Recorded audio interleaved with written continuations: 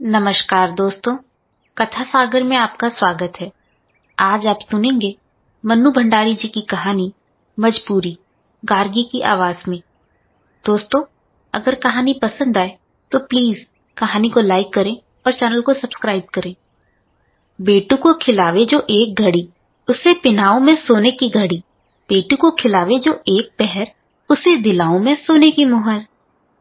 बूढ़ी अम्मा जोर जोर से ये लोरी गा रही थी और लाल मिट्टी से कमरा लीप रही थी। उनके घोंसले जैसे बालों में से एक मोटी सी लट निकलकर उनके चेहरे पर लटक आई थी और उनके हिलते हुए सिर के साथ हिल हिलकर मानो लोरी पर ताल ठोक रही थी। बर्तन मलने के लिए आई नर्मदा ने जब यह देखा तो हैरत में आ गई। बोली, अम्मा, ये क्या हो रहा है? कल तो गठिया में जुड़ी पड़ी थी, दर्द के मारे तन बदन की सुध नहीं थी और आज ऐसी सर्दी में आंगन लीपने बैठ गई। एक क्षण में अम्मा का हाथ रुका, फिर वे पुलकित स्वर में बोली, अरे नर्मदा, मेरा बेटू आ रहा है कल। और फिर गाने के लहजे में बोली, बेटू मेरा आवेगा। ओहो, तो रमेश्वर लल्ला आ रहे हैं कल। नर्मदा बोली, मैं कह नहीं रही थी कि छुट्टी मिली नहीं कि वह दौड़ा आएगा। अम्मा के मारे तो उसके प्राण सूखते हैं। इतना बड़ा हो गया है, फिर भी यहाँ आएगा तो एक बार मेरी गोदी में जरूर सोएगा। पर इस बार मैं कह दूंगी कि चल, अब तू गोदी में सोएगा कि बेटू। और वे हंस पड़ी जैसे कोई भारी मजाक कर दिया हो। फिर एकाएक काम का ख्याल आ जाने से बोली, लेरी, मैंने खड़िया भिगो रखी थी, जरा बाहर के आंगन में मार दे। बस ऐसा मारना कि सब देखते ही रह जाएं। क्या करूं, आजकल हाथ कांपने लगा है, नहीं तो मैं ही मार लेती। नर्मदा को खड़िया के काम में लगाकर वे फिर गाने लगी, आओ री चिड़िया चून करो, बेटू ऊपर राई नून करो, नून करो, नून करो। ले, मैं तो भूल ही गई, क्या है इससे आगे। रमेश्वर छोटा था तो ढेरों याद थी, उसके बाद तो छोटा बच्चा ही घर में नहीं रहा, सो सब भूल गई। मेरा रामेश्वर तो बिना लोरी सुने सोता ही नहीं था। बेटू भी जरूर उसी पर पड़ा होगा। अब तो दौड़ता फिरता होगा आंगन में। और उनकी धुंधली आंखों के आगे जैसे दौड़ते फिरते बेटू के चित्र बनने बिगड़ने लगे। उसकी कल्पना में खोई खोई वे बोलती गईं। पहले बहू लेकर आई थी तब तो 2 महीने का था, बस पालने में पड़ा पड़ा हाथ पैर मारता था और मैं जाकर खड़ी हो जाती थी तो टुकुर टुकुर मुझे ही निहारा करता था। सूरत भी एकदम रामेश्वर पर ही पड़ी है उसकी। अब तो खुद देख लेना, सारा घर नापता फिरेगा। और वे हंस पड़ी। इन सब कल्पनाओं से ही उनका शरीर रोमांचित हो उठा। अम्मा का काम समाप्त हुआ तो मिट्टी में सनी दोनों हथेलियों को जमीन पर पूरे जोर से टिकाते हुए उन्होंने उठने का प्रयत्न किया, पर एक सर्द आह सी उनके मुंह से निकलकर रह गई। वे उठ नहीं पाईं तो बड़े ही कातर स्वर में बोली, अरे नर्मदा, मुझे जरा उठा दे रही। घुटने तो जैसे फिर जुड़ गए। जुड़ेंगे तो सही, ऐसी सर्दी में कब से मिट्टी में सनी बैठी हो। बेटे बहू आ रहे हैं तो ऐसी कौन सी नवाई हो रही है, सभी के घर में आते हैं। और नर्मदा ने अम्मा को सहारा देकर उठाया, उनके हाथ धुलाए और खटिया पर लिटा दिया। तू भी कैसी बातें करती है नर्मदा, 3 बरस बाद मेरा बेटा आ रहा है और मैं आंगन भी न लिपूं। 3 बरस बाद आ रहा है तो मैं भी तो यही कहूंगी कि उनमें मोह माया नहीं है। तुम यूं ही मरी जाती हो उसके पीछे। देख नर्मदा, मेरे रामेश्वर के लिए कुछ मत कहना। यह तो मैं ही जानती हूँ कि 3-3 बरस मुझसे दूर रहकर उसके दिन कैसे बीतते हैं। पर क्या करे, नौकरी तो आखिर नौकरी ही है। मेरे पास आज लाखों का धन होता तो बेटे को यूं नौकरी करने परदेश नहीं दुरा देती। पर और उनके कुछ क्षण पहले पुलकित चेहरे पर मायूसी छा गई। आंखें अनायास ही डबडबा आई। नर्मदा यहाँ बरसों से काम करती है और अम्मा के लिए उसके मन में अपार श्रद्धा है, पर बेटे के प्रसंग को लेकर वह जब तक उनका दिल दुखा दिया करती है। कुछ और खरी खोटी सुनाने का मानो उसका मन हो रहा था, पर आज वह मानो अम्मा पर तरस खाकर चुप रह गई। जब तक वह काम करती रही, अम्मा शून्य में ताकती जाने क्या सोचती रही, बोली एक शब्द भी नहीं। जब वह जाने लगी तो ना चाहकर भी उन्हें कहना पड़ा, तू जाते समय ग्वाले को कहती जाना कि कल जल्दी दूध दे जाए और अब से दूध ज्यादा लगेगा। बच्चे वाले घर में तो दूध पूरा ही रहना चाहिए, और जब तक वे लोग यहाँ रहें तब तक तू चौका बर्तन करके यहीं रहा करना। घर में 5 प्राणी रहते हैं तो काम तो निकल ही आता है, फिर बच्चे का साथ रहेगा। देने लेने की चिंता मत करना, मैं रामेश्वर को कहूंगी तो वो 5 देगा। कुछ तो गठिया के दर्द ने और कुछ नर्मदा की बातों ने अम्मा का उत्साह तोड़ दिया। बहुत से काम उन्होंने सोच रखे थे, पर वे कुछ न कर सकी। बस अपनी खाट पर पड़े पड़े भूली बिसरी लोरियां याद करके गाती रहीं। धीरे धीरे रात के अंधकार में उनके मन की मायूसी भी डूब गई और वे भोर होने से पहले ही उठ बैठी। घुटने का दर्द मन के उत्साह में खो गया और बेटे पोते से मिलने की उमंग में मौसम की ठंडक भी जैसे जाती रही। 7 बजते बजते तो वे सब घर पहुंच ही जाएंगे। 7 छोटा बच्चा है, दूध तो गर्म करके रख ही दूं, फिर उन दोनों को भी तो चाय की आदत होगी। ऐसी सर्दी में चाय तैयार नहीं मिलेगी तो अम्मा को क्या कहेंगे भला। दूसरा चूल्हा भी जला दूं, नहाने को गर्म पानी भी तो चाहिएगा। उस कड़कड़ाती सर्दी में ठिठुरते ठिठुरते अम्मा ने बेटे बहू को गर्म करने के सारे आयोजन कर डाले। फिर सोचा, लगे हाथ तरकारी भी काट ही दूं, नहीं तो वह इधर आएंगे और उधर मैं चूल्हे में सिर देकर बैठ जाऊंगी। 3 बरसों में मेरा बेटा आ रहा है, घड़ी दो घड़ी उससे बातें भी नहीं करूंगी। इनका क्या, ये तो अपनी राजी खुशी पूछकर और श्रद्धालय चल देंगे। तरकारी भी कट गई, अब क्या करें।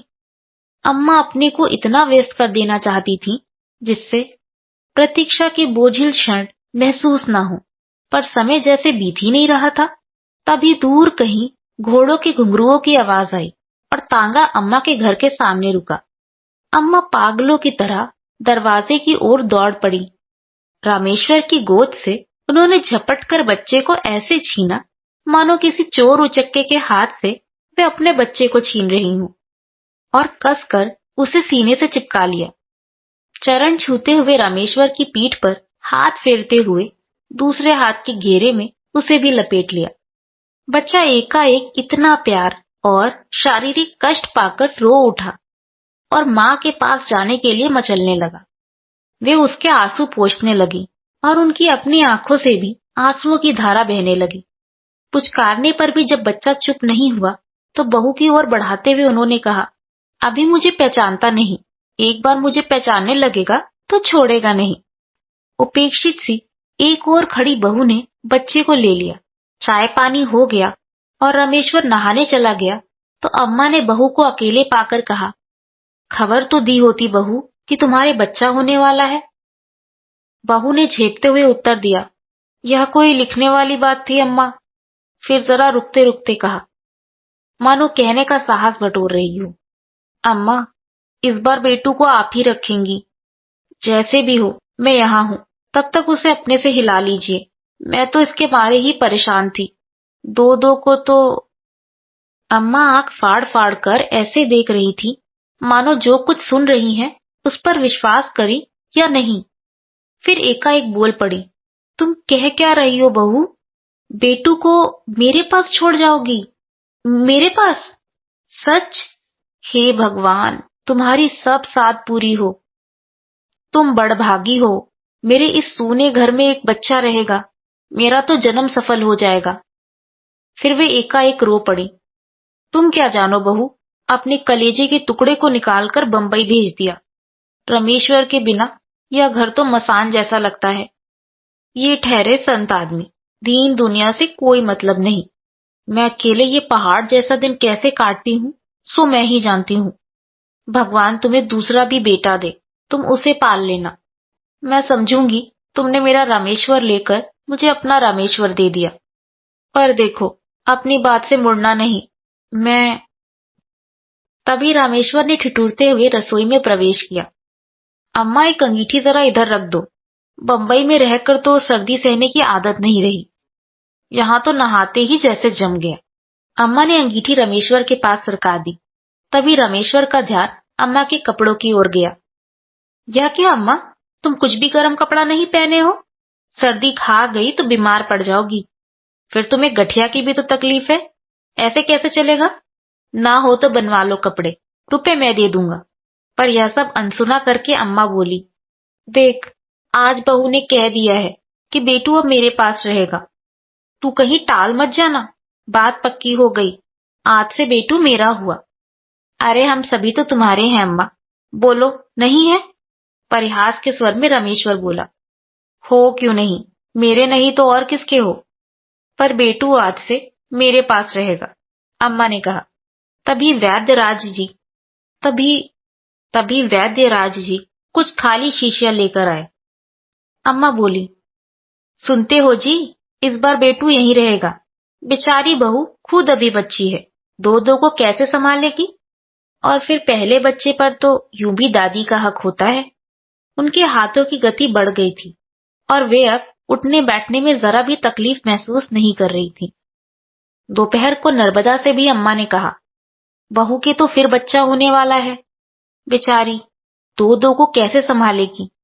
सो मुझसे कहने लगी, अम्मा बेटू को तो तुम्हें ही रखना पड़ेगा। उसे कहने में बड़ा संकोच हो रहा था कि मुझे बुढ़ापे में तकलीफ होगी, पर तू ही बता, घर के बच्चे को रखने में कैसी तकलीफ भला? ऐसे समय में घर के लोग ही काम ना आएंगे तो कौन आएंगे भला? इसके बाद घर में जो कोई भी आया उसे यही खबर सुनाई गई। अम्मा इस बात का इतना प्रचार कर देना चाहती थी कि यदि फिर किसी कारण से बहू का मन फिर भी जाए तो शर्म के मारे वह अपना इरादा ना बदल पाए। अम्मा का सारा दिन बेटू को खिलाने में और उसकी नून राई करने में बीतता। जाने कैसी कैसी औरतें घर में आती हैं, तंदुरुस्त सुंदर बच्चे को कड़ी नजर से देख जाएं तो लेने के देने पड़ जाएं। बेटू को लेकर उनके शिथिल और नीरस जीवन में नया उत्साह आ गया था। घुटने के दर्द के मारे कहाँ तो वे अपने शरीर का ही बोझ नहीं ढो पा रही थी और कहाँ अब वे बेटू को लादे फिरती हैं। शाम को उसके साथ आंख में चौली खेलती, बेटू का घोड़ा बनकर आंगन में दौड़ती फिरती। बेटू के साथ साथ उनका भी जैसे बचपन लौट आया था। देखने वाले अम्मा के पागलपन पर हंसते, पर इसकी उन्हें जरा भी चिंता नहीं थी। रामेश्वर ने टोका, अम्मा क्यों उसे लादे फिरती हो? यूं ही तुम्हारे घुटनों में दर्द रहता है। तो बिगड़ पड़े। कैसी बातें करता है रामेश्वर? उसमें भी कोई वजन है जो उठाना भारी पड़े? फूल जैसा तो हल्का है, खाली खाली। दोनों बेला मिलते टोक दिया। माँ बाप की ही नजर सबसे ज्यादा लगती है बच्चों को, तभी तो बेटू एक दिन ठीक नहीं रहता। निश्चित समय में दूध पिलाना, शीशी में दूध भरना, बाद में उसकी सफाई करना आदि सब काम अम्मा के लिए बिल्कुल नए थे। उन्होंने तो रामेश्वर को अपने ढंग से पाला था। जब बच्चा रोया झट दूध पिला दिया। दूध के लिए भी समय देखना पड़ता है, यह बात उनके लिए एकदम नई थी। 2 साल तक तो उन्होंने रामेश्वर को अपना दूध पिलाया था, इसके बाद गिलास से पिलाती थी। यह शीशी का नखरा उस जमाने में था ही नहीं, और होगा भी तो शहरों में। पर रमा से बड़ी लगन और तत्परता से जिद करके औषधालय की दीवार घड़ी, जो पिछले 20 वर्षों से वहीं लगी थी, उतरवा कर घर में लगाई और घड़ी देखना सीखा। उनके एकाकी जीवन में समय का कोई महत्व ही नहीं था। न पति को दफ्तर जाना पड़ता था, न बच्चों को स्कूल, जो समय पर कोई काम करना पड़े। पर अब एकाएक ही उन्हें घड़ी की आवश्यकता महसूस होने लगी थी। यूं तो उनकी याददाश्त बड़ी कमजोर थी, पर दूध के समय उन्होंने जो याद किए कि वह कभी नहीं भूली। शुरू शुरू में यह सब उन्हें बड़ा अटपटा सा लगा, पर फिर भी वे सारा काम बड़ी सतर्कता से करती। शीशी में दूध भरते समय उनके बूढ़े हाथ अक्सर कांप जाया करते थे और दूध बाहर को गिर जाता था। उस समय वे एक असफल विद्यार्थी की तरह सफाई पेश करती थीं। बहुत जल्दी सीख लूंगी बहू। जरा सा हाथ कांप गया था, फिर शीशी का मुंह भी तो कितना छोटा है। उनका कहने का भाव ऐसा होता मानो वे कह रही हों कि इस छोटी सी गलती के कारण ही कहीं तुम बेटू को मत ले जाना। 20 दिन बाद जब बहू ने अपनी माँ के घर प्रायण किया तो बेटू ने ना जिद की, ना वह रोया ही। माँ के कड़े नियंत्रण के बाद दादी के असीम दुलार में रहना, जहाँ कोई बंधन नहीं, अंकुश नहीं, बेटू को बड़ा अच्छा लगा। बहू चली गई। अम्मा ने निश्चिंतता की एक सांस ली। महीना बीतते बीतते खबर आई कि बहू के दूसरा भी लड़का हुआ है। अम्मा की छाती पर से जैसे एक भारी बोझ हट गया। संशय का एक कांटा जो रमा के जाने के बाद भी उनके मन में चुभा करता था, वह भी निकल गया। बेटू अब मेरा है, पूरी तरह मेरा है। यह भावना उसी दिन पूरी तरह उनके मन में जम पाई। जाने से पहले रामेश्वर ने अम्मा और पिताजी के लिए ढेर सारे कपड़े बनवाए थे। अम्मा सारे मोहल्ले की औरतों को दिखाती फिरती, जो कोई आता उसी से कहती, अम्मा के पीछे तो बस रामेश्वर पागल है, ना आगे की सोचता है ना पीछे की। उसका बस चले तो मुझ पर ही सारा घर लुटा दे। लाख मना करती रही, पागल ने एक बात नहीं मानी। अब बुढ़ापे में ये छपी साड़ियां पहनकर कहाँ जाऊंगी, पर वह क्यों सुनने लगा। उनके झुर्रियों भरे चेहरे पर चमक आ जाती और वे आंखें मूंद कर अपने बेटे के चिरायु होने की कामना करती। जब रामेश्वर के जाने का समय आया तो उन्होंने रो रो कर घर भर दिया। हिचकियां लेते हुए बोली, देख रामेश्वर, यह 3-3 बरस तक घर का मुंह न देखने वाली बात अब नहीं चलेगी। साल में एक बार तो आ ही जाया कर। नौकरी की जगह नौकरी है और माँ बाप की जगह माँ बाप। मेरी तबीयत भी ठीक नहीं रहती। किसी दिन भी आंखें मुदी रह जाएंगी तो मैं तेरी सूरत को भी तरस जाऊंगी। सो कम से कम अपनी इस बुढ़िया माँ को। पर आगे वो कुछ ना कह सकी, बस फूट फूट कर रोने लगी। आंसू भरी आंखों से वो रामेश्वर के तांगे को तब तक देखती रहीं जब तक वह आंखों से ओझल नहीं हो गया।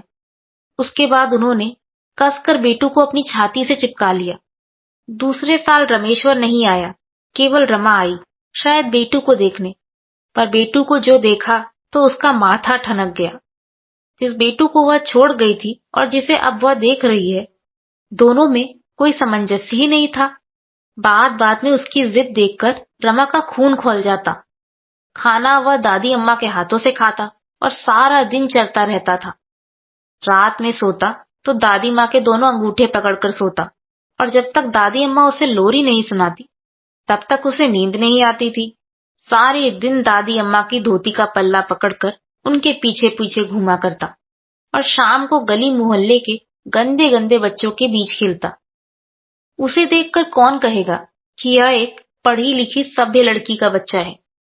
घर के सामने से जो कोई भी फेरी वाला निकल जाता, उससे बेटू कुछ न कुछ जरूर खरीदता। ना दिलवाने से जमीन आसमान एक कर देता और मचल मचल कर सारे आंगन में लौटता। आखिर रमा को जबान खोलनी ही पड़ी। अम्मा, आपने तो इसे बिगाड़ कर धूल कर रखा है, इस तरह कैसे चलेगा। दादी माँ ने हंसते हुए बड़े ही सहज भाव से कहा, अरे बचपन में कौन जिद नहीं करता बहू। रामेश्वर भी ऐसा ही करता था। यह तो सच हूबहू उसी पर पड़ा है। समय आने पर सब अपने आप छूट जाएगा। यही तो उम्र होती है जिद करने की। 1-2 साल और कर ले, फिर अपने आप सब कुछ छूट जाएगा। और वे मुग्ध भाव से गोद में बैठे हुए बेटू के बालों में उंगलियां चलाने लगी। रमा खून का घूंट पीकर रह गई। रमा की इच्छा हुई कि बेटू को अपने साथ लेती जाए, पर 1 साल का पप्पू ही उसे इतना परेशान करता था कि दोनों को एक साथ रखने का साहस नहीं हुआ। बंबई जाते ही उसने अम्मा के पास जरा खरी खरी भाषा में पत्र पहुंचाने आरंभ कर दिए। जैसे ही वह 4 साल का हुआ, रमा ने लिख दिया कि अम्मा अब उसे वहां के नर्सरी स्कूल में भर्ती करवा दे, कम से कम कुछ तमीज तो सीखेगा। चिट्ठियां पढ़ती तो अम्मा को लगता बहू का दिमाग बौरा गया है। भला 4 साल का दूध पीता बच्चा कहीं स्कूल जा सकता है। रमा के पत्र आते रहे और अम्मा का ढर्रा अपने ढंग से चलता रहा। 2 साल बाद फिर रमा और रामेश्वर अपने 3 साल के पप्पू को लेकर आए। पप्पू ने अंग्रेजी की छोटी छोटी कविताएं याद कर रखी थी और बड़े अदब के साथ बोलता था। अभी 2 महीने पहले ही रमा ने उसे वहां के अंग्रेजी स्कूल में भर्ती करवाया था, पर बेटू वैसा ही था जैसा रमा उसे छोड़ गई थी। उम्र में वह जरूर बड़ा हो गया था, बाकी सब कुछ वैसा ही था। रमा उठते बैठते रामेश्वर से कहती, जैसे भी हो इस बार बेटू को अपने साथ लेकर ही जाना होगा। यही हाल रहा तो इसकी जिंदगी चौपट हो जाएगी। यह भी कोई ढंग है भला।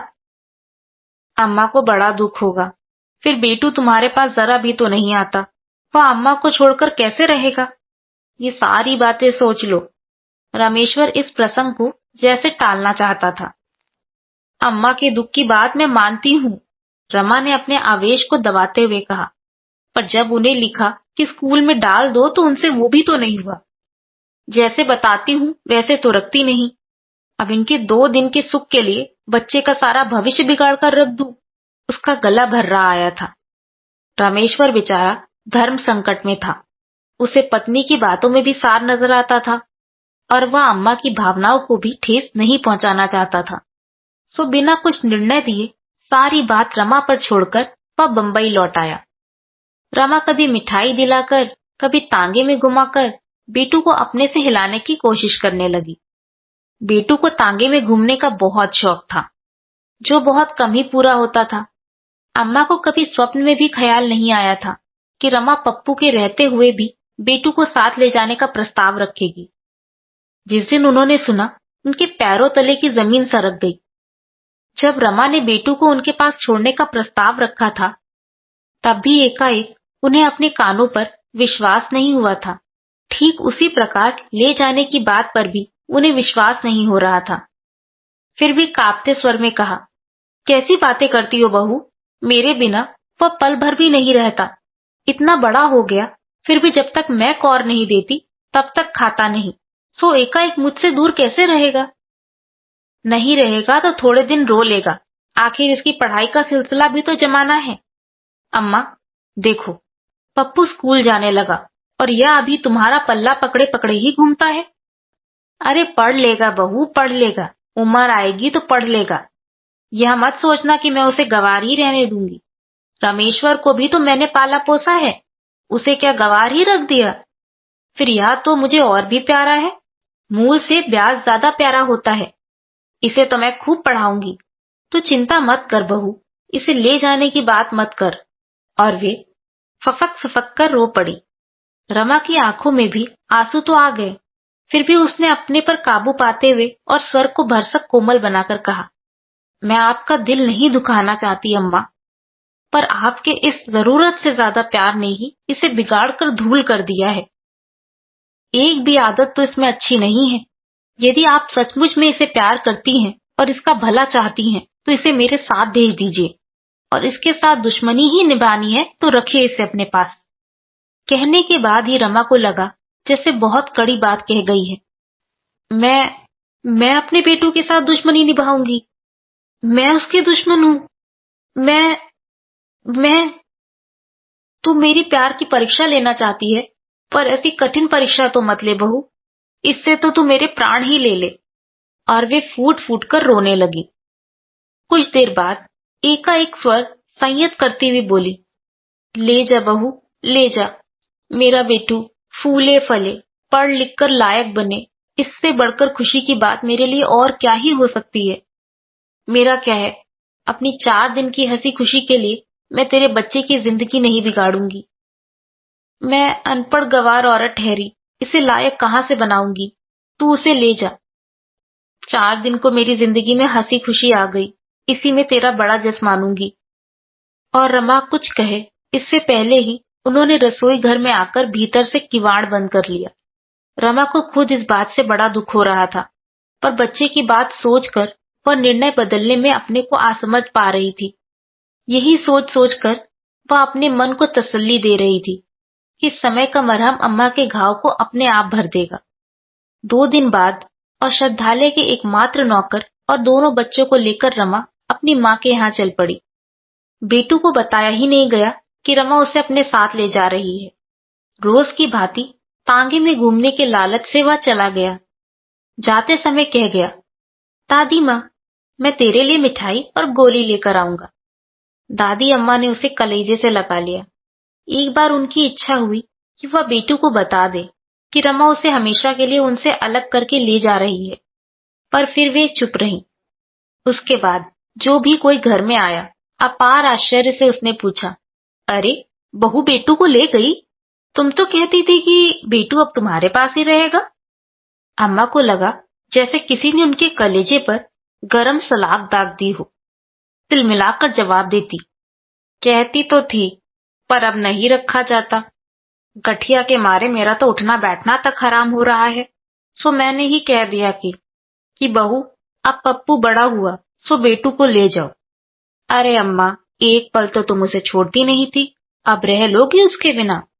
नहीं रह सकती तो भेजती ही क्यों? अब यह कोई बच्चे पालने की उम्र है भला? जिसकी थाती उसी को सौंपी। बुढ़ापा है, कुछ भजन पूजन ही कर लूं। उसके मारे तो मेरा सब कुछ छूट गया था। बड़े ही संदिग्ध भाव से अम्मा की इस दलील को औरतें स्वीकार कर पाती थी। आज अम्मा के पास कोई काम नहीं था करने को, सो खाली आंगन में दर्दीले स्वर में एक लोरी गुनगुना रही थी। शाम को गुब्बारे वाला आया, बुढ़िया के बाल वाला आया, मिठाई के खिलौने बेचने वाला आया, तो बुझे स्वर में अम्मा ने सबको यही जवाब दिया, जाओ भाई जाओ, आज तुम्हारा ग्राहक नहीं है, उसे मैंने उसकी अम्मा के साथ भेज दिया। अब यह मत आया करो, कभी मत आया करो, कोई तुम्हारी चीज नहीं खरीदेगा। और उनका मन सुबह उठता, पर उनकी आंखों के आंसू जैसे सूख गए थे। तीसरे दिन औषधालय का नौकर वापस आया तो सबसे पहले खबर दी कि दादी अम्मा को याद करते करते बेटू को बुखार आ गया और वह उसे भरे बुखार में छोड़ आया है। वह रमा के हाथ से ना कुछ खाता है न दवाई पीता है। अम्मा ने सुना तो ऊपर की सांस ऊपर और नीचे की सांस नीचे रह गई। वे पागलों की भांति दौड़ते हुए औषधालय में पहुंची। अरे सुनते हो, बेटू रो रो कर बीमार हो गया है। मैं तो पहले ही जानती थी कि वह मेरे बिना नहीं रहेगा, पर बहू को कौन समझाए। अब तो रात की गाड़ी से ही उसे जाकर मुझे लाना होगा। वह तो रो रो कर जान दे देगा। हे भगवान, मेरी मति पर भी पत्थर पड़ गए थे जो बहू की बात मान गई। अम्मा रोती थी और कपड़े ठीक करती जाती थी। नर्मदा आई तो आश्चर्य से बोली, कहाँ की तैयारी कर रही हो अम्मा? अरे शिब्बू बहू को छोड़कर लौटा तो बताया कि बेटू ने तो रो रो कर बुखार चढ़ा लिया। मैं तो भेजकर अपनी तरफ से निश्चिंत हो गई थी, पर वह रह सकता है क्या? उसके तो प्राण मुझ में ऐसे पड़ गए थे कि क्या बताऊं। कोई अगले जन्म का संस्कार ही समझ, और अब जाकर लाना पड़ेगा, नहीं तो छोरा रो रो कर प्राण दे देगा। गर्व और आनंद से उनकी छाती फूल गई। तीसरे दिन ही बेटू को लेकर वे लौट आई। जिसने देखा उसी ने कहा, अरे 4 दिन में बच्चा सूख गया। सूखेगा नहीं, कुछ तो खाया नहीं और एक पल को आंसू नहीं टूटा। मैं तो सोचती थी कि बहू के हवाले करके सुख से पूजा पाठ करूंगी, पर अब ये रहता भी तो नहीं। 1 साल उन्होंने इसी प्रकार निकाल दिया। रमा बंबई से आई और फिर बेटू का वही रवैया देखा तो सोचा कि वह उसे सीधा बंबई ले जाती तो यह सारा कांड नहीं होता। अम्मा बंबई तक आ नहीं सकती थी, सो एक बार फिर दादी माँ को रुलाकर उनके मना करने पर भी वह बेटू को लेकर बंबई के लिए चल पड़ी। जाने किस आशा से अम्मा ने सारी जमा पूंजी खर्च करके शिब्बू को साथ कर दिया। रमा मना करती रही कि अब दोनों बच्चे बड़े हैं और वह संभाल लेगी, पर अम्मा ने शिब्बू को साथ भेज ही दिया। दूसरे दिन से जो कोई भी आता, अम्मा उसी के सामने यह मनौती मनाती कि किसी तरह पेटू रमा के पास हिल जाए तो वह 1.25 रुपए का प्रसाद चढ़ाएंगी। उच्च स्वर से वह रात दिन रट लगाए रहती कि बेटू मुझे किसी तरह भूल जाए। पर 7 दिनों के बाद जब शिब्बू लौट कर आया तो वह ऐसे दौड़ पड़ी मानो वह बेटू को लेकर ही आया हो। झपटकर उन्होंने पूछा, मेरा बेटू कहाँ है? मेरा बेटू ठीक है। शिब्बू, तुझे मैंने किस लिए भेजा था? उनका स्वर बुरी तरह कांप रहा था। इस बार तो अम्मा बहू जी ने बेटू को हिला लिया। वहां बहू जी के मकान में बहुत सारे बच्चे हैं, उन सबसे दोस्ती हो गई, सो खूब खेलता है। ट्राम, बस, बगीचे, झूले, इन सब में उसका मन लग गया। शिब्बू ने बताया तो अम्मा शून्य पथराई आंखों से उसे ऐसे देख रही थी मानो कुछ समझ ही नहीं रही हूं। शिब्बू कहे चला जा रहा था, चलो तुम्हारी चिंता दूर हुई। मैं तो अम्मा 2 दिन इसी मारे ज्यादा रुक गया कि कहीं रोया तो अपने साथ ले आऊंगा, पर इस बार बहू जी ने उसे समझा दिया और वह भी समझ गया। अब वहां जम जाएगा। अब तो तुम प्रसाद चढ़ाओ अम्मा और मजे से भजन पूजन करो। एकाएक जैसे अम्मा की चेतना लौट आई। क्या कहा? बेटू मुझे भूल गया? सच? मेरी बड़ी चिंता दूर हुई। इस बार भगवान ने मेरी सुन ली। जरूर प्रसाद चढ़ाऊंगी रे। मेरे बच्चे के जी का कलेश मिटा। मैं प्रसाद नहीं चढ़ाऊंगी भला? और फिर गीली आंखों और कांपते हाथों से उन्होंने जेब से 1.25 रुपया निकालकर शिब्बू को देते हुए कहा, ले पेड़े लेते आ, अब प्रसाद चढ़ाकर बाठी दूं। कौन? नर्मदा? सुन नर्मदा, बेटू मुझे भूल गया, बस भूल ही गया। और उन्होंने भर भर आती आंखें आंचल से पोंछी और हंस पड़ी। आप सुन रहे थे मनु भंडारी जी की कहानी मजबूरी, कार्की की आवाज में। Thank you and have a good day.